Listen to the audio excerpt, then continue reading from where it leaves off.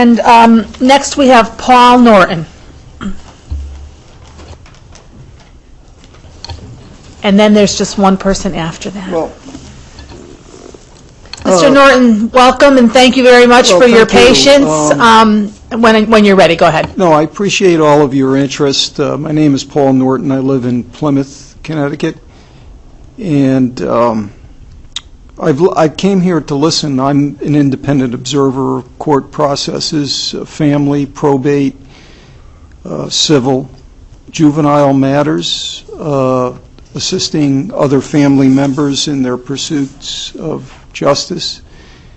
I think the most compelling testimony today was from Dr. Miller regarding situational anger and how people become, behaviorally speaking, when they're in an adversarial position. I think a lot of their behaviors are misjudged.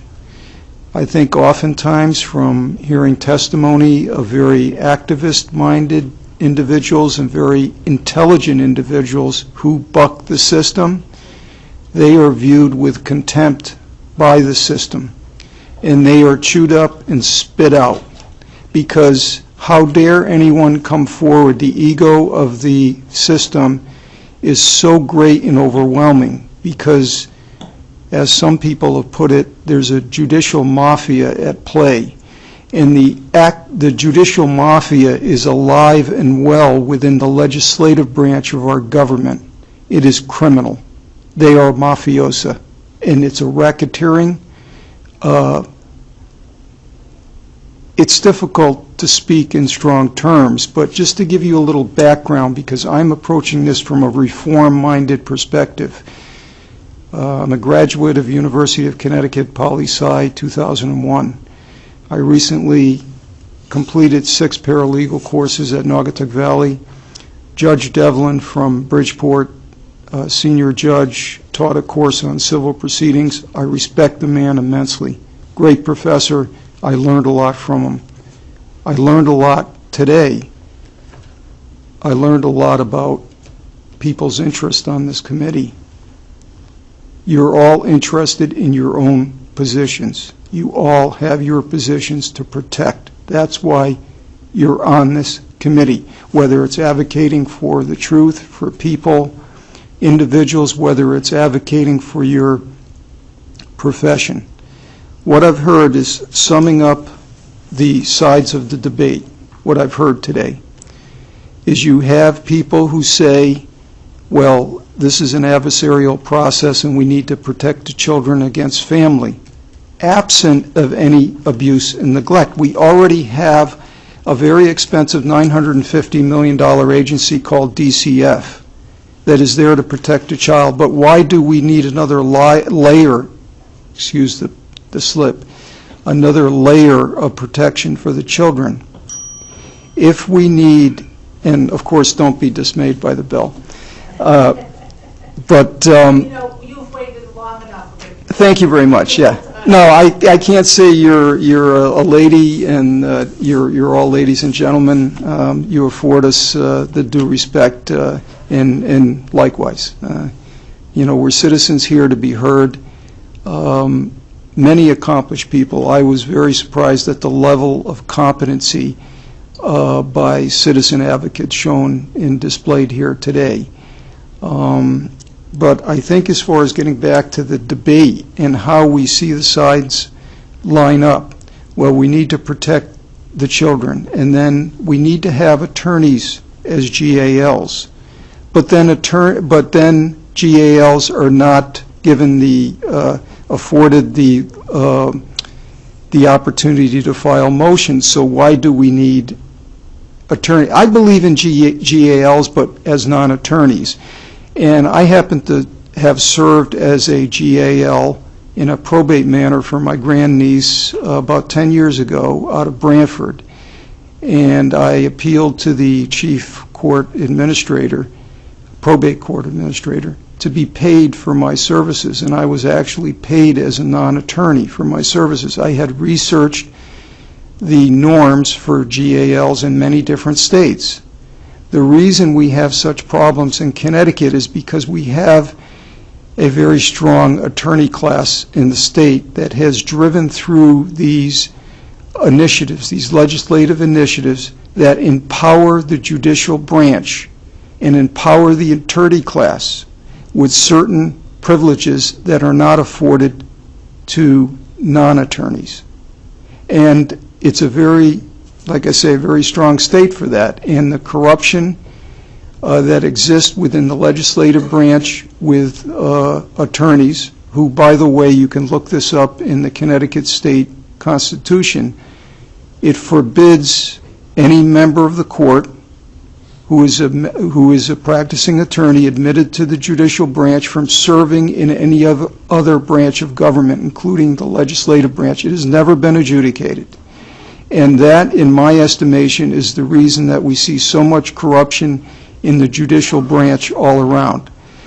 Now, as getting back to the debate about how one side here has presented, well, we need to protect the children, and we need to have professionals, and we need to keep things the same. All you have to do is look at the other states where non-attorneys are welcome in these positions of GAL, because guardian ad litem should not be a dirty word. It should adhere to the best interest of the child and the loyalty to the court process in the judge. Of course, we're not getting the loyalty to a fair arbiter in judges, and I've witnessed this. Judge Presley's name has come up, and I was before a particular matter, and I'm not going to bore you with details.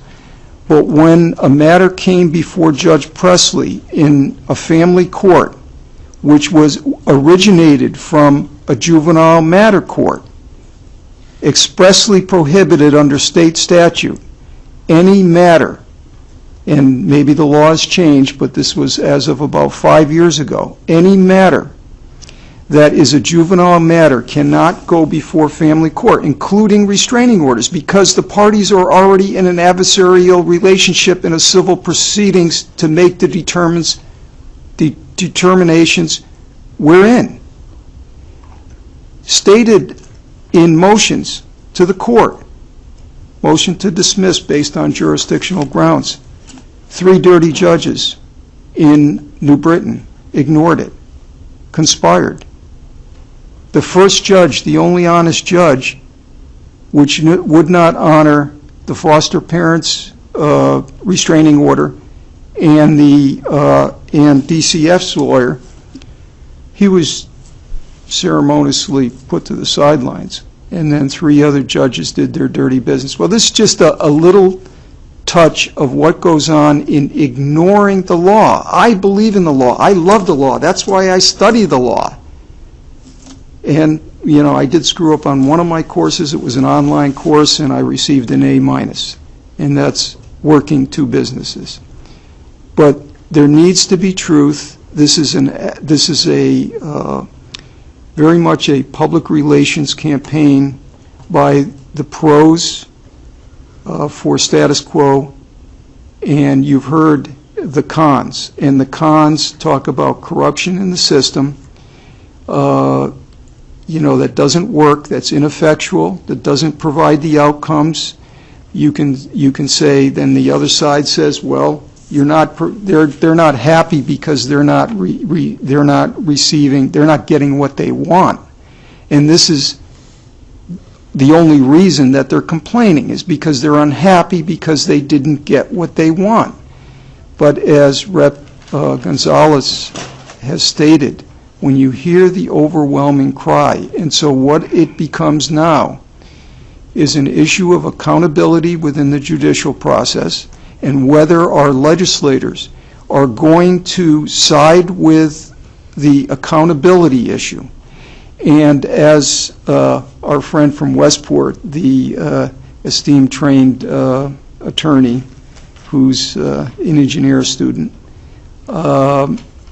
financial speculator, I guess, as he has pointed out, we need statisticians. We have freedom of information laws that are ineffectual. They need to be tightened up. And we need to demand... Sir, I think you're kind of getting off of I'm going to the... finish up, and this is the point that needs to be made, because accountability is transparency, and the judicial branch, because of their strength and their allies in the legislative branch, and of course in the executive branch agencies, have ignored the freedom of information laws, and they hide behind judicial case integrity. All right, thank So you. Thank you very much. We need to open it up, and it's a publicity campaign in each and every one of you So I'm members. really going to ask you to wrap it up, Okay, please.